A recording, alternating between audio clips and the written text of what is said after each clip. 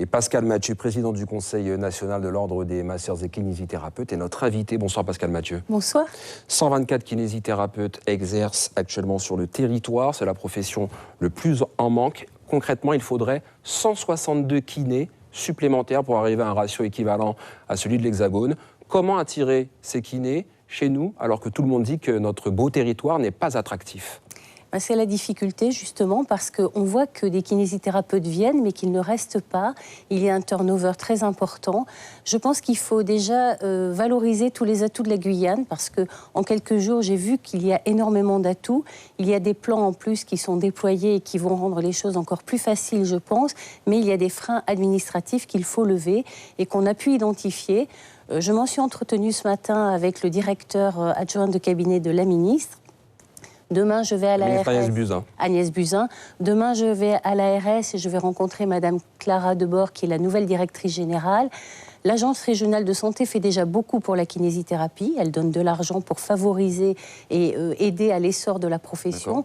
Néanmoins, il y a des choses très simples que nous allons lui présenter et lui proposer pour favoriser l'accès aux soins. Quels sont ces freins, un ou deux exemples ?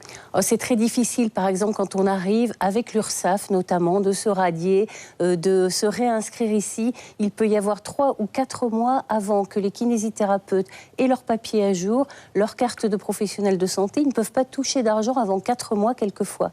Donc le prix du billet est cher. Il faut arriver, s'installer, même si les kinésithérapeutes ici essaient d'attirer en quelquefois logeant les jeunes qui arrivent. Néanmoins, quand on ne peut pas facturer ses actes pendant 4 mois, on ne peut pas vivre. Très bien. Alors, autre question, autre problématique soulevée par ce reportage, ne plus dépendre des ordonnances des médecins. Pourquoi ? Parce que c'est vrai que pour nous, le kiné, il travaille par rapport à un diagnostic, au diagnostic du médecin. Absolument. Actuellement, on peut agir de deux façons. Dans tout ce qui n'est pas thérapeutique, vous avez l'accès direct au kinésithérapeute. Et dans ce qui est thérapeutique, il faut une ordonnance qui est très souvent un droit à remboursement. Dans la majeure partie des pays développés, eh bien, il y a un accès direct au kinésithérapeute. Et finalement, nous, ce que nous demandons, c'est notamment en Guyane, où on voit qu'il y a une difficulté parce qu'il n'y a pas de médecins. On arrive à faire venir des médecins. Il n'y a que 8 communes sur 22 où il y a un kiné. Absolument. Et dans ces communes-là, je ne suis pas persuadée qu'il y ait des médecins. Et les kinésithérapeutes nous ont dit, comme en métropole, mais de façon encore plus prégnante, qu'ils ont du mal à avoir l'ordonnance. Et donc, ils courent après les médecins pour avoir les ordonnances. Souvent, les patients se découragent et faute de cette facilité d'accès aux kinésithérapeutes, parfois se tournent vers d'autres professionnels, mais qui ne sont pas qualifiés comme les kinésithérapeutes, ou renoncent tout simplement aux soins. Donc, facilitons le parcours des patients. Alors, on va parler salaire.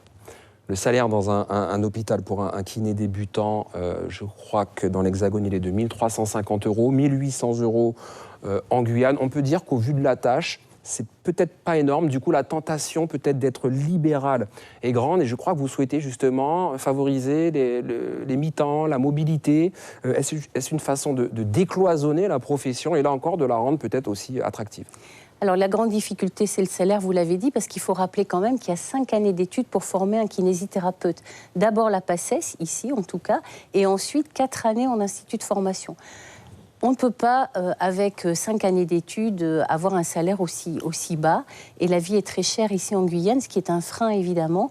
Donc il faut revaloriser les salaires. Il faut fluidifier, il faut favoriser les parcours entre le libéral et le salariat. Mais c'est vrai que si on ne revalorise pas fortement l'exercice salarié, on n'arriverait pas à pourvoir le manque de postes. Et il est criant ici. À l'hôpital, il y a 11 équivalents temps plein, il n'y a que 5 postes pourvus. Et les salariés nous disent, on a des difficultés, on n'est pas payé, mais en plus on ne peut pas se former. Il faut aller en métropole pour se former. Il faut payer un billet d'avion, il faut se former, donc payer un hôtel. Est-ce que la solution, ce ne serait pas de les former sur place ? Alors, justement, le conseil départemental est très dynamique de l'ordre et le syndicat aussi. Et ils font venir des formateurs ici. Et ils arrivent justement aussi, avec l'aide de l'ARS, à avoir une offre de formation sur le territoire, mais qui ne couvre pas tous les kinésithérapeutes présents et qui n'est valable que pour les libéraux, pas pour les salariés. Pascal Mathieu, merci d'avoir répondu à nos questions. Je vous en prie. Suivez l'info sur Guyana Première, télé, radio et Internet.